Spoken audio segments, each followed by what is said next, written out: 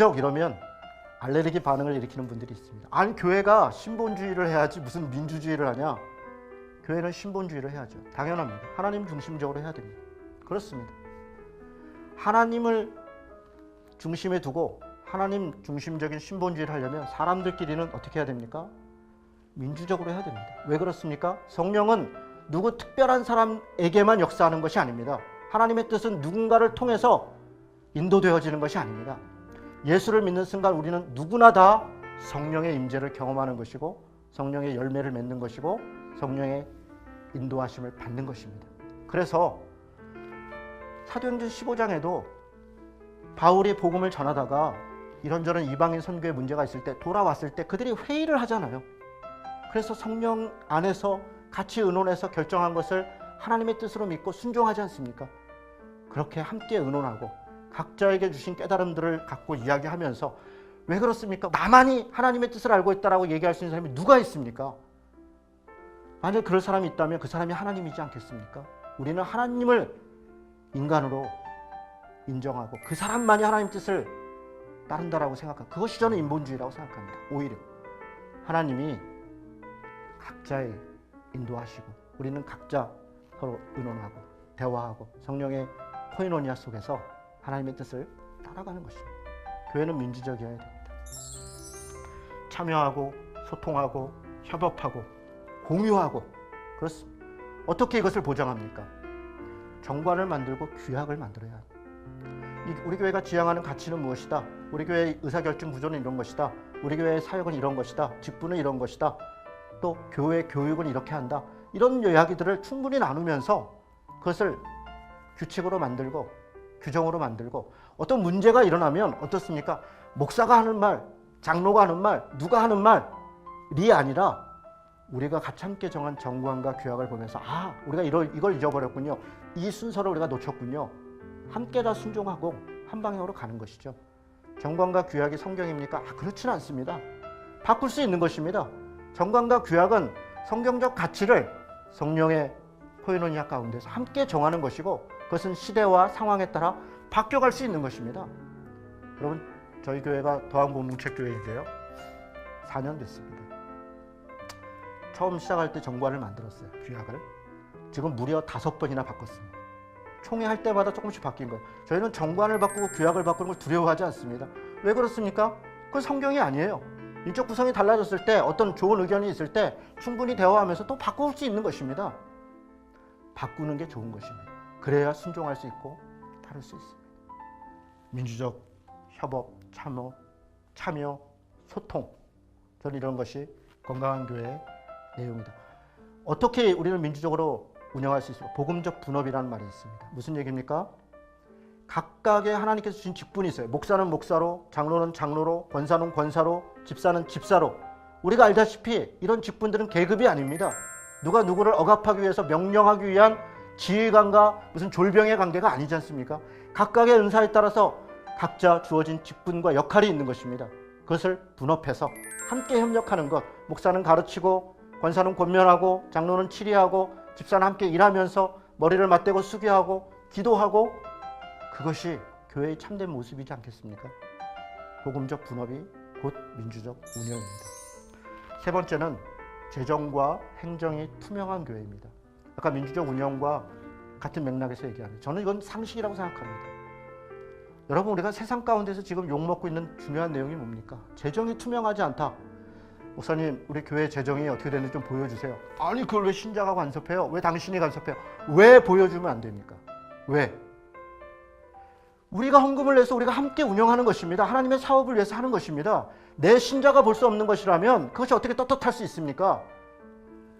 여러분, 세상의 어느 곳이 자기가 낸 돈에 대해서 볼 수 없다는 것입니다. 왜 그럼 목사는 그걸 볼 수 있는 것입니까? 무슨 권한으로 목사만 볼 수 있는 것입니까? 무슨 권한으로 장로만 볼 수 있다는 것입니까? 여러분, 재정은 헌금을 하는 것도 성경적이어야 되고 운영하는 것도 성경적이어야 되고 쓰는 것도 성경적이어야 됩니다.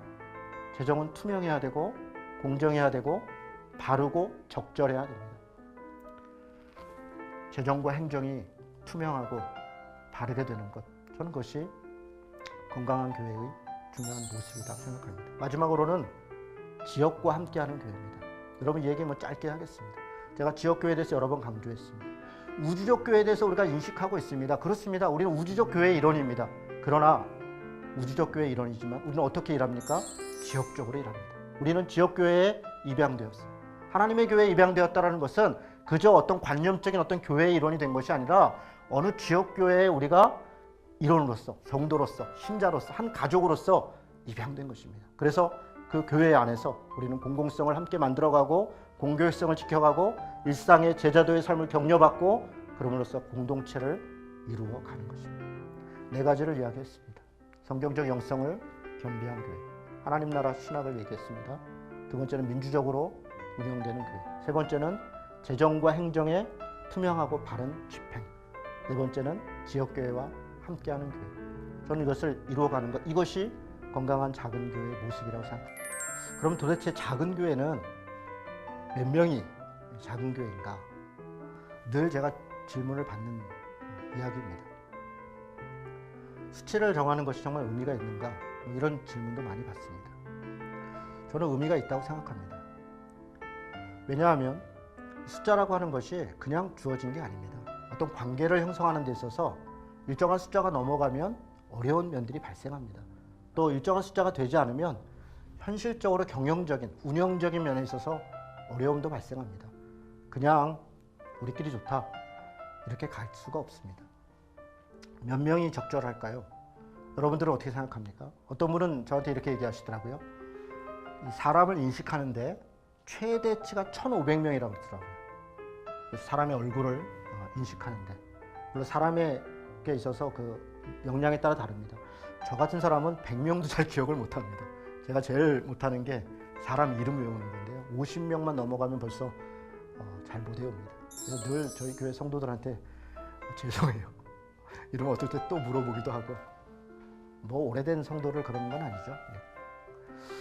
사람마다 약간 역량의 차이가 있습니다. 사람을 이렇게 얼굴을 인식하는데 1,500명인데 문제는 얼굴을 인식하는 것, 이름을 기억하는 게 중요한 게 아니라 관계를 형성하는 게 중요한 것입니다. 비전을 공유하고 소통하고 대화하고 그 사람의 필요에 대해서 반응하고, 이게 관계이죠. 교제이죠. 그럴 때의 숫자 어느 정도인가? 뭐 어떤 분 10명? 여러분 10명 이렇게 정도 모이면 가정교회들이 요즘 많이 대안으로 제시됩니다. 저는 가정교회들이 교회로서의 역할을 할 수 있다고 생각합니다. 그러나 문제는 뭡니까? 목회자의 생활비를 지급하거나 혹은 어떤 공간을 운영할 때 오는 한계가 있습니다. 물론 목회자가 없거나 혹은 목회자도 어떤 다른 일을 통해서 수입을 얻는다면 해결될 수 있습니다. 저는 그렇게 할 수 있다고 생각합니다. 그러나 보편적이지 않죠. 보편적인 지역교회는 간단하게 얘기해서 자립하는 교회여야 되는데, 자립한다는 것은 두 가지가 중요합니다. 성경적인 굉장히 거룩한 얘기할 것 같은데 아니고요. 목사 생활비 줄 수 있느냐, 그 인원의 공간을 운영할 수 있느냐, 공간에 대한 임대비 혹은 월세 낼 수 있느냐. 저는 아주 현실적으로 얘기해서 그것이 중요하다고 생각합니다. 어느 정도 되면 될까요? 10명, 50명, 100명? 여러 수치들을 봤는데요. 최소 수치가 있겠고 최대 수치가 있습니다. 최소 수치는 방금 말씀드린 것처럼 운영과 관련이 되어 있습니다. 자립과. 어느 정도면 교회가 자립할 수 있을까요? 80년대 중반에 한국 교계에서 조사한 게 있습니다. 성도 1명이 대학생 이상을 얘기합니다.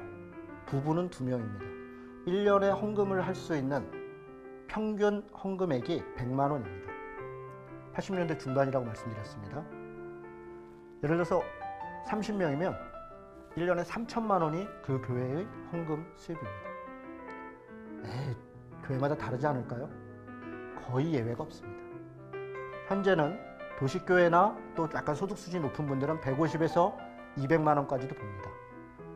예를 들어서 우리 교회 1년 예산이 1억이에요. 대체로 70명 정도 됩니다. 3억이에요. 어느 정도 되겠습니까? 한 200명 정도 되겠죠? 거의 예외가 없습니다. 그래서 예전에는 우리 이제 만나면 요즘 교회 몇 명이야? 이거 좀 이렇게 천박해 느껴지잖아요. 몇 명 모여요? 이러면 괜히 속 보이는 것 같고. 조금 세련된 분들은 그렇게 안 묻습니다. 올해 1년 예산이 얼마예요? 얼마예요? 이러면 대충 인원이 나오는 겁니다. 이렇게 말씀드리는 것은 어느 정도면 교회가 자립할 수 있는가를 좀 솔직히 말씀드리고 싶어서 그렇습니다. 50명 놓고 한번 보십시다. 50명.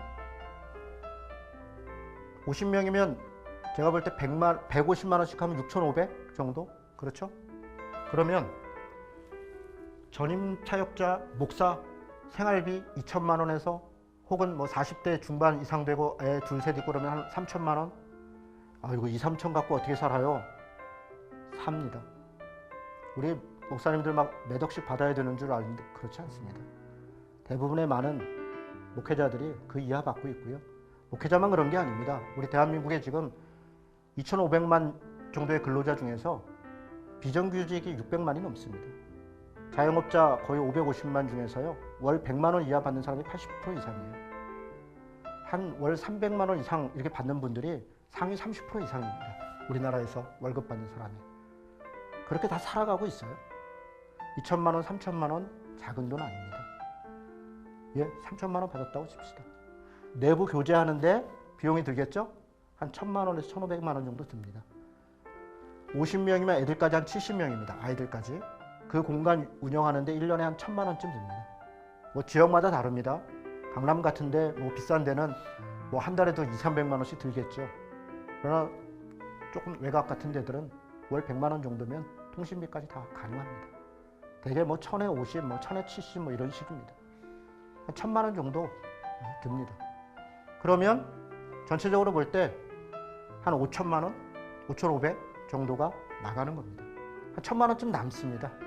1,000만 원 남은 것 같고 외부 구제할 수도 있고 선교할 수도 있어요. 여러분 제가 지금 50명을 말씀드렸어요. 50명인데 자립이 가능하다는 겁니다.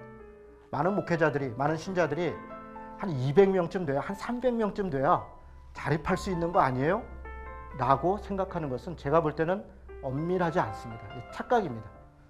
50명이어도 충분해요. 그런데 열등감에 빠져 있는 거예요. 열등감에 빠져. 자유로우면 행복할 수 있습니다. 너무 좋아요. 우리 이렇게 수입과 지출이 맞는 거 한 30명이면 거의 제로 베이스입니다. 다시 얘기해서 30명이면 한 교회가 자립할 수 있다는 거예요. 목회자 생활비를 주고도. 그래서 저는 보편적 지역교회로 간다고 할 때 이렇게 일반적인 교회로 목회자의 생활비를 책임지고 공간을 운영해야 될 때 한 50명 정도를 미니멈으로 두면 좋을 것 같다고 생각합니다. 최대 수치는 얼마일까요? 아까 제가 1,500명 얘기도 했어요. 얼굴 인식하는데 1,200명, 1,500명까지 인식할 수 있다. 사람마다 다르죠. 그러나 중요한 것은 관계라고 말씀드렸습니다. 소통하고 교제하는가. 제가 수많은 목사님들과 또 신학 교수님들과 이와 관련된 토론도 하고 논쟁도 했었습니다. 최대로 이야기하는 분이 300명 이상을 넘는 분을 만나본 적이 없어요. 청장년을 얘기하는 겁니다. 대학생에서는 300명 이상 넘어갔을 때 소통과 교제와 비전의 공유와 이런 것들이 깨지는 것들을 경험하는 겁니다. 소외가 발생하고 300명 이상 가능하다고 얘기하는 분을 별로 만나본 적이 없습니다. 거의. 저는 한 200명 정도가 적당하다고 봅니다. 최대치를 그렇게 얘기했습니다. 이거 최대치가 넘으면요. 분립해야죠. 분가해야죠. 여러분 이게 혁명적으로 들립니까? 아니요. 우리 한국교회가 원래 그렇게 했었습니다. 교회가 교회를 개척했어요. 언제나 교회가 어느 정도 성장하고 나면 부교육자를 통해서든 아니면 노회에서든 목회자를 세우고 또 교인들이 분립하고 또 교회를 세우고 노회에 가입하고 그렇게 해서 시차례가 되고 지방회가 되고 노회가 되고 그렇게 교회가 성장해 왔다고요. 그런데 어느 순간 한 교회가 지나치게 커지기 시작했고 아까도 말씀드린 것처럼 공교회성을 무력화시키는 이런 일들이 벌어진 것입니다. 교회에 이제 부목사를 두는 거죠. 또 전도사를 두는 거죠.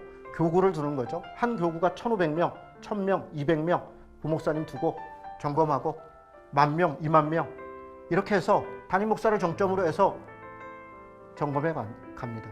왜 그게 불가능하냐? 소그룹 만들어서 충분히 교제할 수 있지 않냐? 여러분 생각을 바꿔보시죠. 그 200명 되는 교구가 왜 한 교회로 나가면 안 됩니까? 왜 그 담임 목사님 설교를 늘 들어야 되고 왜 그곳에서만 있어야 되느냐? 왜 한 사람에 의해서만 가야 되는가? 이 부분을 생각해 봐야 됩니다. 큰 교회가 큰일 한다. 큰 교회가 큰일 할 수 있겠습니다. 그러나 저는 이렇게 얘기하고 싶습니다. 도대체 큰일을 누가 하라고 했는가? 도대체 큰일이 무엇인가? 묻고 싶습니다. 정말 10,000명 되는 한 교회가 더 많은 일을, 더 의미 있는 일을 하겠습니까? 아니면 100명 되는 100교회가 더 많은 일을 혹은 더 의미 있는 일을 하겠습니까? 여러분, 저는 10,000명 되는 한 교회가 굉장히 눈에 보이는 엄청난 일을 할 수 있다고 생각합니다. 그러나 100명 되는 100교회가 동네 골목골목에서 눈물과 아픔 가운데 있는 누군가를 찾아가고 그들에게 복음을 전하고 그들을 손잡고 하는 일이 훨씬 더 의미 있을 수 있다. 그것이 오히려 더 큰 일일 수 있다. 한 교회 10,000명 되는 사람이 들어가는 그 공간을 유지하기 위해서 한 달에 전기세만 해도 수천만 원씩을 내고 인건비만 해도 몇 억씩을 들여가면서 그렇게 하는 것이 정말 옳은 것인가? 우리가 한번 생각해 봐야 됩니다. 200명 수치를 얘기했습니다. 근거는 어디에 있을까요? 성경에 그럼 무슨 근거가 있느냐? 여러분, 저희가 볼 때는 이건 성경에서 근거를 찾아야 될 문제가 아닙니다. 이건 조직과 운영의 문제예요. 그렇습니다. 여러분, 경영학은 세속적 학문입니까? 아니요, 저는 그렇게 생각하지 않습니다. 경영학에서 세속적인 부분이 있고 성경적 가르침이 있습니다. 경영학에서 조직 이론들이 있습니다. 군대를 운영하는 여러 가지 조직의 패턴들이 있습니다. 그것은 인류가 오면서 경험적으로 혹은 학문적으로 연구를 통해서 만들어진 것들입니다. 몇 가지를 제가 제시해 보겠습니다. 첫 번째는 덤바 수치라는 게 있습니다. 덤바라는 분이 영국의 옥스퍼드 대학의 인류학 교수라고 합니다. 이분이 인류학 교수니까 이런저런 것을 많이 연구하는데요. 의미 있는 관계를 맺는 최대 수치가 얼마냐? 의미 있는 관계라고 말씀드린 것은 소통을 얘기하는 것입니다. 그들과 비전을 공유하고 함께 협업하고 공유하고 하는 것들이 의미 있게 되는 최대 수치. 그 수치를 넘어갔을 때 그것들이 깨지기 시작한다는 겁니다. 그것을 150명으로 여러 가지 연구를 통해서 이걸 덤바 수치라고 합니다. 여러분 아마 인터넷 쳐보면 금방 나올 것입니다. 두 번째는 이런 게 있습니다. 우리가 역사 이래로 씨족 집단수가 있는데요. 4대까지 이루는, 우리 옛날에 다 씨족 부족 아닙니까? 그 정도가 가족을 이루는, 우리가 교회를 하나님의 가족이라고 얘기하잖아요. 가족을 이루는 데 있어서의 숫자 4대까지입니다. 4대. 부모님, 그 밑에, 그 밑에, 그 밑에 이렇게 4대가 살아가는데 씨족 집단수가 거의 150명 안쪽입니다. BC 5천년경에 고대 근동에서 농가들, 그때 다 농경 사회 아닙니까? 농가 인구수가 대개 한 마을, 한 부락이 150명 이내. 아무리 많아도 200명 안 넘어갑니다. 그것이 어떤 사회적 수치라는 겁니다. 고사라는 회사가 있습니다. 여러분 아마 고사 이렇게 얘기하면 좀 낯설을 텐데 이렇게 얘기하면 좀 익숙할 겁니다. 고텍스라는 게 있어요. 그렇죠? 우리 옷에 고텍스라는 아주 소재이죠. 이 회사는 되게 독특합니다. 1948년에 만들어졌는데요. 포춘지라는 곳이 선정한 100대 기업에 10몇 년 동안 한 번도 빠지지 않은 수많은 기업들이 계속 바뀌었다고 바뀌었는데 거의 유일하게 한 번도 빠지지 않은 그런 기업입니다. 이 기업에 몇 가지 경영 철학이 있습니다. 이분들이 처음에 어떤 일들을 시작을 했는데 한 200명쯤 됐는데 이후에 지나가니까 그 자신들이 생산 공장 안에서 서로 안에 이 소통이 단절되는 거예요. 의사소통이 단절되고 비전이 공유되지 않고 생산성이 떨어지고 이런 문제에 직면합니다. 여러 가지 방법을 써봤습니다. 지도자를 바꿔보기도 하고 여러 가지 시스템을 바꿔보기도 하고 해결이 안 됩니다. 그런데 어떻게 해결된지 아십니까? 200명이 넘어가면서 분사시킨 거예요. 완전히 분립시켰습니다. 독립시켰습니다. 브랜드 자체를, 일 자체를, 의사결정을. 인사와 재정이 결국 핵심 아닙니까? 이것을 완전히 분리시키니까 각각이 서로 굉장히 에너지 있게 행동적으로, 실질적으로 움직이더라는 겁니다. 고사는 그런 걸 통해서 전 세계 수천 곳에 여러 가지 브랜드의 일들을 진행하고 있습니다. 거기에 경영 철학이 이런 거예요. 제가 이 경영 철학을 보고 야, 이거는 마치 교회 같다 이런 생각을 했습니다. 첫 번째, 인간에 대한 믿음을 가져라. 믿음이 없으면 분립을 못합니다. 나만 옳고 내가 할 수 있다. 사장이 나여야만 된다. 이렇기 때문에 나누지 못하는, 인간이 할 수 있다. 하나님에 대한 믿음이죠. 하나님의 형상을 닮은 인간이 할 수 있다는 믿음입니다. 인간에 대한 믿음을 가져라. 두 번째, 작은 조직에서 강한 힘이 나온다. 굉장히 좋은 이야기라고 생각합니다. 세 번째, 모두 함께라는 정신으로 가자. 더불어 함께죠. 모두 함께라는 양식. 마지막으로는 장기적 시각으로 비전을 갖자는 거죠. 비전을. 넓은 시각을 가지고 인간에 대한 믿음으로, 작은 조직에서 강한 힘이 나온다는 믿음으로, 그리고 함께 한다는 마음으로 넓은 안목을 바라보고. 여러분, 교회 같지 않습니까? 저는 교회가 오히려 이런 가치를 회복돼야 된다. 고호사가 그것을 보여줬고, 여러분, 많은 회사들이, 대기업들이 외국에서 이것을 가져와서 차용한 것을 브랜딩 마케팅이라고 그래요. 소위 예를 들어서 어느 회사들이 예전에는 무슨 GM사면 GM사, 뭐 도요타면 도요타 이렇게 회사를 했는데 요즘 그렇게 안 합니다. 브랜드 하나가 곧 완결된 회사로. 넥서스라는 자동차가 있는데 그게 도요타 거라는 것을 모르는 사람도 많아요. 그 자체로 분사해서 그렇게 운영을 합니다. 고호사 같은 것들의 경영 철학을 가지고 온 거예요. 대기업들이. 우리도 가져오면 되지 않느냐? 잘 안 됩니다. 우리 한국의 기업 문화는요, 재벌 문화인데 오너에 의해서 전부 다 관리되는 대기업 문화입니다. 교회가 똑같이 그렇게 됐어요. 교구도 하고 소그룹도 하고 셀도 하고 구역도 하고 다 하는데 결국은 목회자 한 명 혹은 당의 몇 사람의 결정과 그들의 방향이 없으면 도저히 움직여질 수 없는 그런 경직된 구조들을 가지고 있습니다. 과감하게 분립하고 분가해서 내 교회가 아니라 하나님의 교회가 되도록 저는 해야 된다. 그렇게 생각합니다. 여러분, 저는 군대를 오래 있었습니다. 6년 있었어요. 병장 때 말뚝을 박아서요, 장기지원해서 중사로 제대했습니다. 군대에 있는 동안 여러 가지 것들을 배웠는데 그 중에 하나가요, 군대는 전투를 하기 위한 단위 곳인데 최전방에 전투할 때 최종적 단위가 중대라는 단위예요. 소대는 중대장의 명령을 들어야 됩니다. 대대장의 명령을 중대장이 듣지만 현장에 나가서 중대장이 정결을 가지고 전투를 지휘합니다. 중대는 군대에 있어서 최전방에 가장 적절한 규모예요. 최대치입니다. 우리 군대 갔다 오신 분들 다 알죠? 중대는 120에서 150명 정도로 구성되어 있습니다.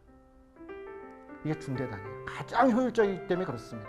군대라고 하는 것은 일사불란해야 되고 소통돼야 되고 명령을 수행하는 데 있어서 최적화된 구조들입니다. 저는 군대 조직이 그렇게 구성한 것은 의미가 있다. 그렇게 생각합니다. 마지막으로는 교회 얘기도 해보죠. 세이비어 교회, 한국 교회에 아주 돌풍을 일으켰습니다. 많은 교회가 세이비어 교회를 닮아야 된다. 세이비어 교회가 교회로서의 영성을 가지고 있고 또 지역을 섬기고 있는 굉장히 중요한 모델들을 우리에게 제시해 줬습니다. 제가 자세히 얘기하지는 않겠습니다. 세이비어 교회가 100에서 150명 정도 되는 교회들의 연합입니다. 여러 30명 단위, 50명 단위, 100명 단위 이런 교회들이 연합되어 있어요. 네트워크되어 있다는 겁니다. 그래서 그 일들을 수행합니다. 여러분, 그 교회를 우리가 본받아야 된다 한다면 그들이 가지고 있는 구조에 귀 기울일 필요가 있습니다. 또 하나 있습니다. 여러분, 작은 교회가 아름답다라는 책이 있습니다. 데이빗 브라이닝이라는 사람이 책을 썼어요. 거기에 CTK 교회라는 교회가 소개됩니다. 크라이스트 더 킹 교회입니다. 그리스도 왕 교회. 이 교회는 수많은 네트워크 교회들을 만들어냈습니다. 다 작은 단위입니다. 30명, 50명, 100명, 150명 이런 교회들이 그랬을 때 그들이 스스로가 결정하고 복음을 전하고 네트워크하고 하는 일들을 할 때 힘있게 복음이 전해지는 것을 우리가 그 사례를 통해서 볼 수 있습니다. 여러분, 이제 이야기를 좀 마쳐야 될 것 같습니다. 저는 더불어 함께하는 건강한 작은 교회를 꿈꿉니다. 건강한 작은 교회는 어떤 교회입니까? 의도적으로 작은 교회를 지향하는 교회입니다. 한 교회가 더 커지는 것이 아니라, 여러분, 제가 성장을 하지 말자는 얘기를 하는 것이 아닙니다. 교회는 성장해야 되고 저는 또 할 수 있다고 생각합니다. 하나님께서 우리에게 복음을 전하게 했고 때로는 이런저런 많은 일들을 감당케 했습니다. 저는 수많은 곳에서 사역하면서 하나님께서 허락하신 여러 가지 성장을 경험했습니다. 그런데 한 교회가 무한히 커지는 그런 성장이 아니라 더 넓게 성장하는 꿈을 꾸자는 것입니다. 더 넓게 성장할 수 있습니다. 사도 바울이 복음을 전하면서 예루살렘 교회만 한 교회만 키운 것이 아니라 계속 복음을 전하면서 더 넓게 성장해 나가지 않습니까? 하나님 나라가 더 넓게, 더 바르게 성장할 수 있습니다. 더 크게만 성장이라고 생각하지 말고 더 넓게. 그래서 여러분, 우리가 분립하고 분가하는 걸 통해서 의도적으로 작은 교회를 간다면, 왜 의도적 작은 교회를 지향해야 된다는 얘기입니까?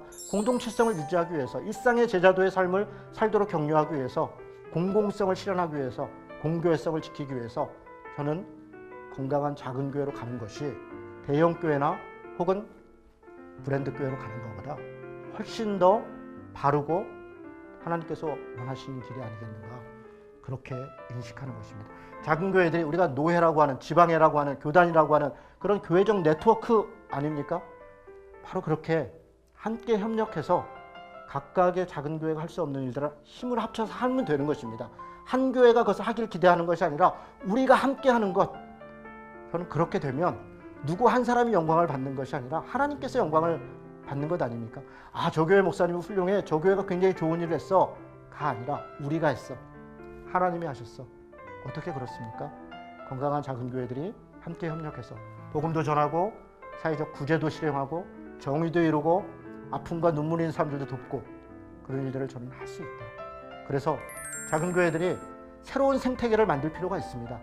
큰 교회만이 복된 것이고 큰 교회만이 옳은 것이라는 것이 아니라 건강한 작은 교회들을, 그런 것들을 함께 협력할 수 있는 교회 간 네트워크를 만들고, 그런 언론사를 지원하고, 그런 신학교를 지원하고, 그런 출판사를 지원하고, 그렇게 그런 단체들을 협력하고, 교회가, 우리 교회 성도들도 교회에만 있는 것이 아니라 삶의 자리에 있는 것 아닙니까? 그들이 각각의 자리에서 이런저런 활동들을 해나갈 때 그것을 함께 협력해 나간다면 저는 우리 한국교회가 10년 후의 모습이 다를 것이다.